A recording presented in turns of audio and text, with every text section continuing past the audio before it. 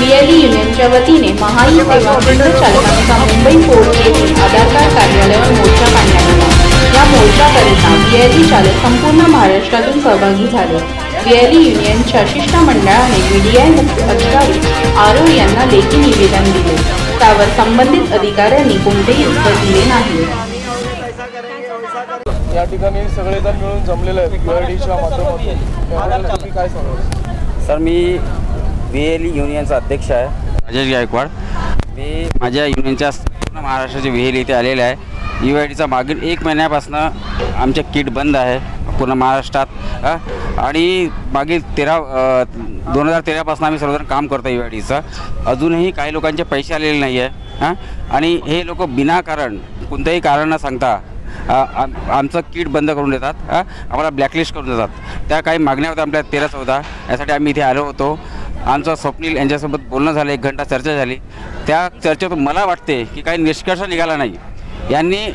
यांचं असं म्हणणं आहे की जे काम आहे ते हेड ऑफिसमधनं होते, म्हणजे दिल्ली हेड ऑफिस आहे, हे ऑफिस आहे, हे दिल्ली हेड ऑफिसमध्ये ते तुम्ही आपल्या मागण्यात दिला आणि आमचे जे AC आहे, म्हणजे आम्ही ज्याच्या अंडर काम करतो त्यांच्या अंडरमध्ये त्यांच्यासोबत चर्चा करा। पण मागील 3 वर्ष 4 वर्षापासून त्यांनी आम्हाला कोणताही हिशोब दिला नाही। तुम्ही किती काम केलं, त्याचे पैसे किती मिळाले, आम्हाला हिशोब दिला नाही। त्यांच्यापासून कोणते आम्ही हेल्पही नाही आहे। तर आम्ही कोणत्याही सोबत बोलावं जेव्हा विचारलं ते म्हणे की आता याच्यानंतर मीटिंगमध्ये आम्ही हे बोलतो आणि याच्यानंतर आता यांनी सांगितलं जे की आम्ही जे काम देणार फक्त गव्हर्नमेंट ऑफिसर्सच्या लोकांना देणार।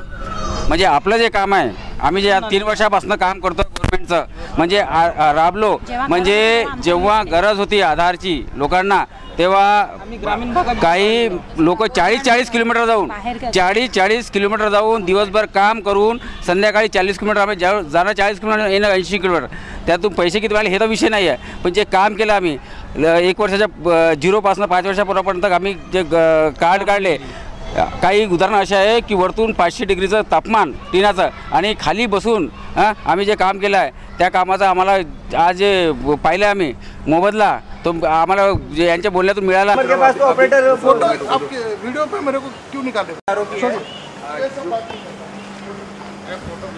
अच्छा, पण आम्ही त्यातून सॅटिस्फाईड नाही आहे।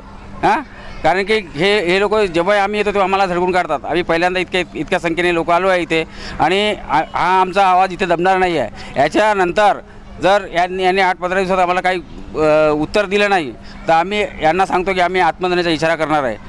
पूर्ण महाराष्ट्र बीएलईला माझी विनंती आहे की त्यांनी ह्या गोष्टीला तयार राहावी। धन्यवाद। महाराष्ट्रातले इथं जमलेले आहेत आणि आमच्या एकच समस्या नाही, आधारासंबंधी बरेच समस्या आहेत। बरेचशा लोकांचे आधार ग्रामीण भागातले अजूनपर्यंत मिळालेले नाहीत। ते बरेचसे लोक गरजू, गॅसपासून अजून शासकीय सेवेपासून वंचित आहेत। त्या आधारासाठी आमच्या केंद्रावर येऊन वारंवार शिवीगाळ करतात, तेही आम्ही सामावून घेतो आणि आम्ही आज एवढ्या महाराष्ट्रातले बीएलई इथं आरो ऑफिसला येऊनसुद्धा आमच्या मागण्या मान्य होत नसतील तर याच्या अगोदर आम्ही मोठा पवित्रा घेऊ अशी आमच्या बीएलई युनियनतर्फे आव्हान आहे। दुसऱ्या मुद्दा याच्या माध्यमातून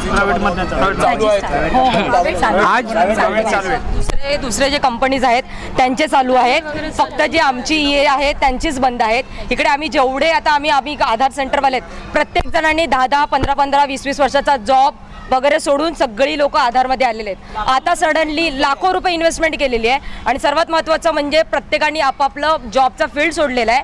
आता सडनली तुम्ही लोक विदाऊट इंटिमेशन 1.5 महिन्यापासून बंद आहे। आता प्रत्येक जण एकेका माणसाच्या घरामध्ये एका जणांवरती 5 जण चालतात प्रत्येकाच्या घरामध्ये। आत्ताच्या याच्यामध्ये माहिती आहे मुंबईमध्ये काय परिस्थिती आणि काय नाही। प्रत्येकाने इकडे तुम्ही आता टोटल केली तर 60-70 जण आहेत। हे प्रत्येकाच्या घरात 5च्या प्रमाणे बघा, सगळ्यांची घरं सध्याच्या टायमाला बंद आहेत फक्त यांच्या विदाऊट इंटिमेशनमुळे, बाकी काहीच नाही। आता सडन आम्हाला दुसऱ्या दिवशी कोणी जॉब देणार का? नाहीच देणार, कोणीच जॉब देणार नाही। आणि जॉब तरी शोधायचं म्हटलं तरी पण आम्हाला 2 महिने अजून घरी बसायचं आहे। म्हणजे विदाऊट इंटिमेशन 45 डेज झालेत बंद आहेत, अजून किती दिवस बंद आहेत अजून आम्हाला याचं काहीच माहिती नाही। आणि ह्याचं आम्हाला हम लोग गोंदिया से आए हैं, यहाँ पर माहौल लाइन की तरफ से 2013 से काम कर रहे हैं। 2013 से माहौल लाइन ने आज तक के हमारे काम का हिसाब नहीं दिया। हमने बार बार गौतम साहब IT सेक्रेटरी साहब जो है उनको अपॉइंटमेंट लेके उनसे हमने निवेदन किया था कि सर हमारे काम का आप हिसाब दीजिए, लेकिन आज तक हमको कोई भी हिसाब नहीं दिया गया। और जब गौतम साहब को बुला के बोला गया था तो उन्होंने 4 या 5 डेज़ में उन्होंने बोला था कि हम उसका हिसाब देंगे, बट आज तक उन्होंने कोई हिसाब नहीं दिया। और हमारा पूरा पैसा वो माहौल लाइन उसके पास पड़ा हुआ है, लेकिन अभी तक उन्होंने कोई रिप्लाई नहीं दिया। अभी हम सर से निवेदन किए कि सर उसका आप ये कीजिए, कोई उस पर कार्रवाई कीजिए, बट उन्होंने बोला है कि हमारे इसमें नहीं है। पता नहीं, अब उनसे उम्मीद ज़्यादा नहीं करते, क्या आगे देखते क्या होता है कि आगे की कार्रवाई क्या होगी, क्या देना चाहते हैं? हम पूरे महाराष्ट्र के सारे VLEs को कहते हैं कि आप UID के लिए आप बड़े आंदोलन की तैयारी कीजिए।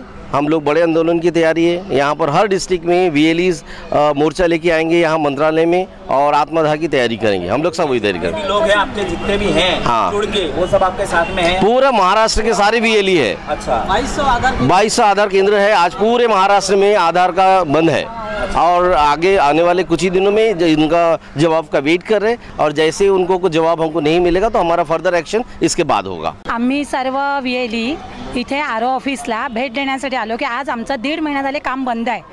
काम बंद आहे तर आम्हाला कोणी काही सांगत नाही, पण जेव्हा आमच्याकडनं आधार कार्डचा कुठलाही प्रॉब्लेम झाला तर RO ऑफिस आमच्या डोक्यावर बसत होती। आत्ताच्या क्षणाला कोणालाही काही मदत करत नाही आहे।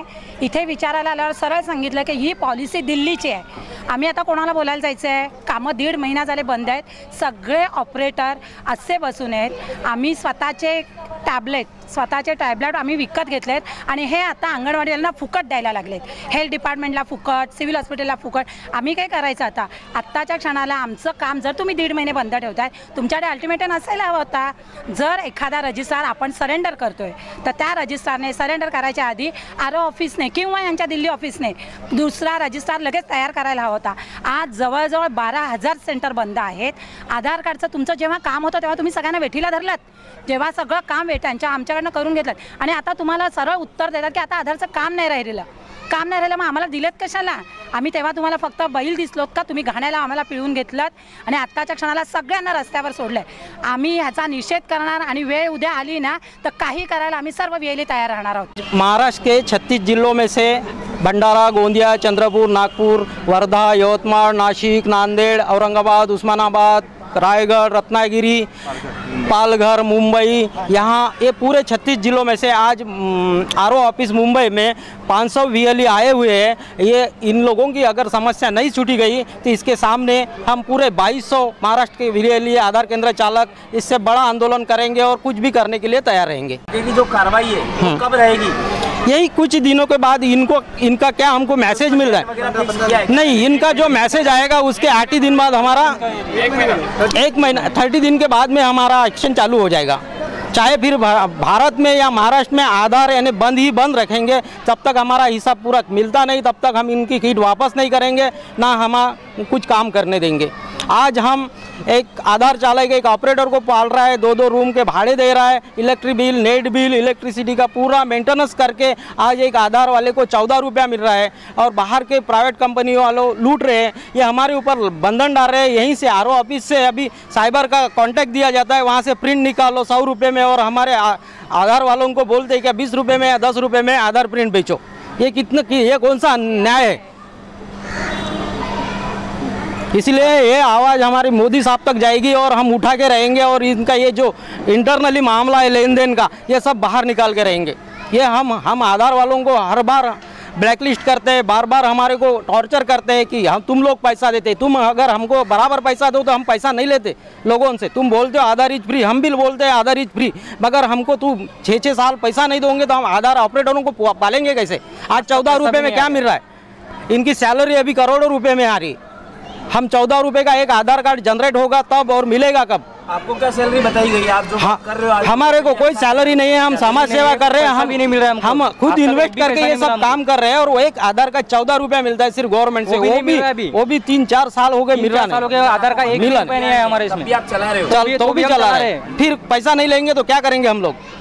इतना मेंटेनेंस करता है, रूरल में जाना पड़ता है और ऊपर से इनका प्रेशर रहता है। आंगनवाड़ी का कैंप करो, स्कूल का कैंप करो, वहाँ जाके फ्री में एक ऑपरेटर कर लेके जाओ, गाड़ी पे बैठ गए। आज तो स्कैनिंग का सिस्टम रहने से बड़ा सिस्टम साथ में लेके जाना पड़ता है। और कलेक्टर ऑफिस में हमको फोन आता है आपको आंगनवाड़ी जाना है, नहीं आएंगे तो आपका आधार कार्ड, आपका सेतु केंद्र बंद हो जाएगा। सिस्टम ऐसे धमकियाँ हमको कलेक्टर ऑफिस से मिलते हैं। सिस्टम और आज तक हमारे को आधार का एक भी पैसा आया नहीं है अभी तक, तो भी हम काम कर रहे हैं और आधार की नोंदनी 99% तो भी हमारी इसमें हो गई है। वो बोले हम 1 महीने में दिल्ली ऑफिस से जाके दिल्ली ऑफिस को बताएंगे और दिल्ली ऑफिस जो डिसीजन लेगा फिर हमको 1 महीने के अंदर में वो बताएंगे वो। लेकिन अचानक से बंद कराने की वजह कुछ तो बताई होगी? नहीं, उनने कुछ नहीं बताया, उनका इंटीमेशन कुछ नहीं था। आपके यहाँ पे साथ जो खड़े थे और सवाल जवाब करने के पहले ही वो भाग गए, आपसे बात करते हो, उनका क्या नाम है? उनका नाम है स्वप्निल, वो असिस्टेंट डिप्टी डायरेक्टर है RO ऑफिस UID। अच्छा, वो भाग गए। भागने के उनका ऐसा प्रोटोकॉल है कि गवर्नमेंट ऑफिसर्स का जो मीडिया के सामने नहीं आते, इसलिए वो चले गए। यदि मीडिया के सामने नहीं जवाब देते तो आपको भी क्या सवाल जवाब किए होंगे, कुछ बताया क्या आपको? नहीं। कोई परेशानी के लिए आज 4 साल से आप मेहनत कर रहे हो, जो लोग क्या मिला आपको? हम लोग को तो कोई नहीं मिला, इसलिए हम अपनी पूरी मांग के लिए हम लोग अपना यहाँ पे आए हुए हैं।